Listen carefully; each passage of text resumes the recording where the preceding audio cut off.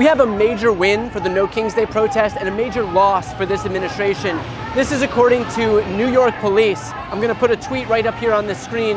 The majority of the No Kings protests have dispersed at this time and all traffic closures have been lifted. We had more than 100,000 people across all 5 boroughs peacefully exercising their First Amendment right, and the NYPD made 0 protest-related arrests.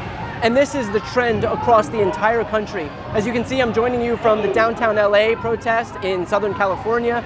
This has been completely peaceful. There's not been a single disturbance. To be completely candid, I was even worried coming here, given the spate of violence that's occurred across the country and the rhetoric that's been amped up at the hands of Donald Trump and his administration.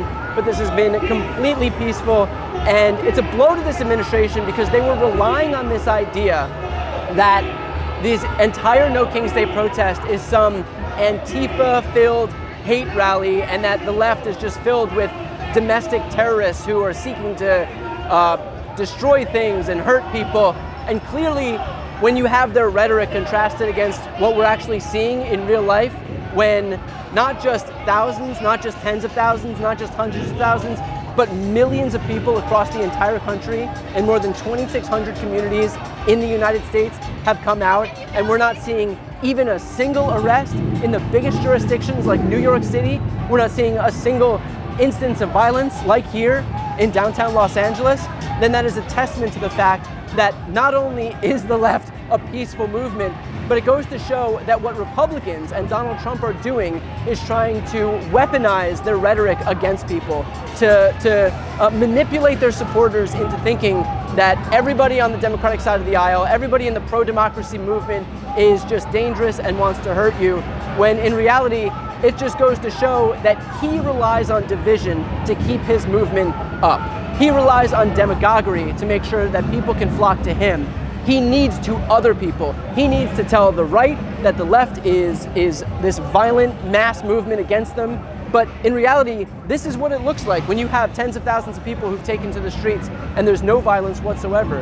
And yes, I'm sure that there are people from the right here. I'm sure that there's people from the center here. But again, a completely peaceful movement, not just here in Los Angeles, but across the country.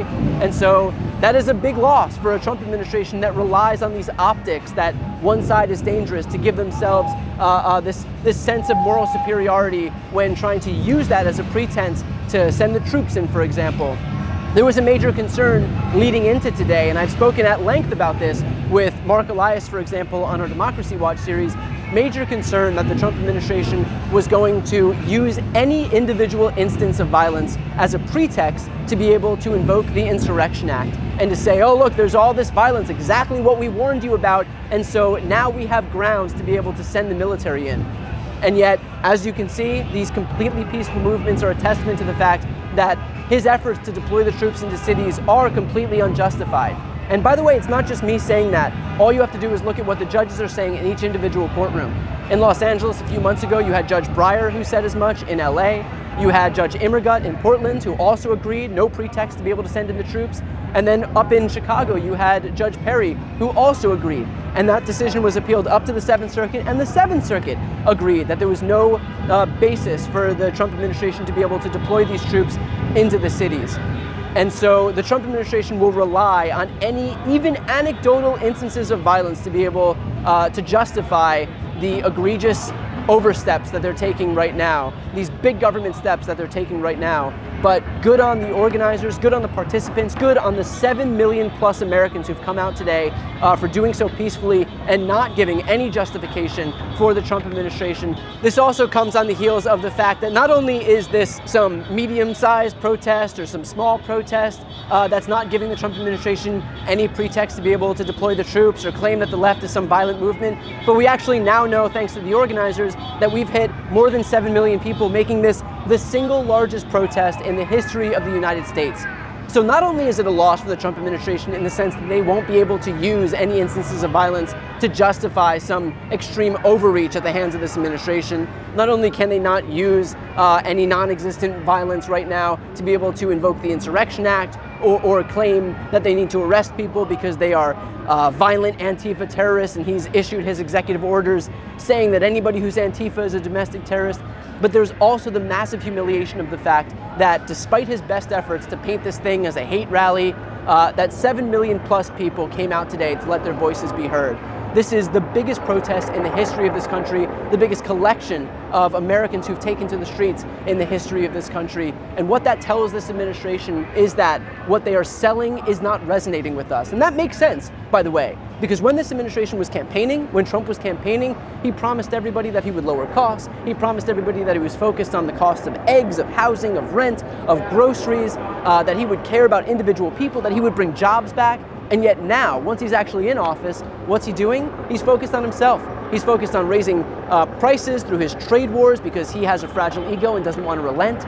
He's focused on building himself a ballroom that costs $200 million, on hosting crypto dinners, on cutting health care from not only 17 million Americans who rely on Medicaid, but also 24 million Americans who rely on the Affordable Care Act. Everything this administration has done has been in diametric opposition to what this president has promised when he was campaigning. Even looking at the Epstein files. This guy promised to release the Epstein files, surrounded himself with acolytes who built their entire brands on releasing the Epstein files.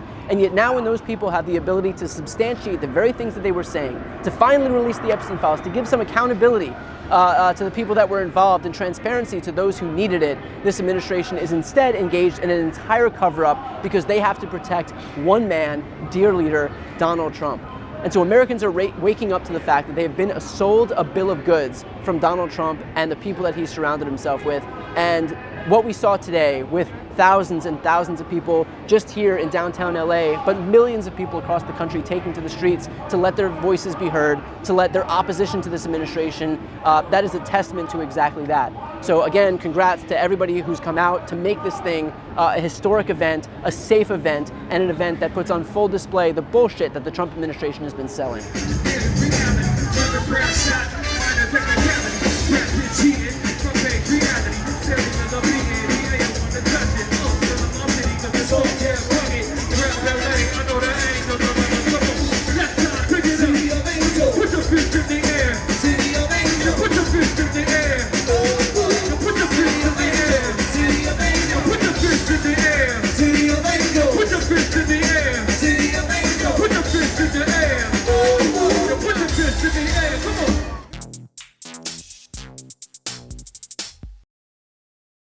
Before you go, if you enjoyed this content and you want to see more and support independent media, please subscribe to this channel. The subscribe button will be right here on the screen. But second, the reality is that we are now in a political environment where this administration can lean on any of the social media platforms to suppress certain voices if they don't like critical coverage. That means my longevity here is in the hands of a few tech billionaires who are already making it clear that they are willing to cater to this administration. To that end, signing up for my newsletter is a way for me to reach you directly if that ever becomes necessary. I'll put the link right here on the screen as well, so please sign up. It's free, but there's also an option to do a paid subscription if you'd like to support me and my team. I really appreciate it. Thanks so much for watching.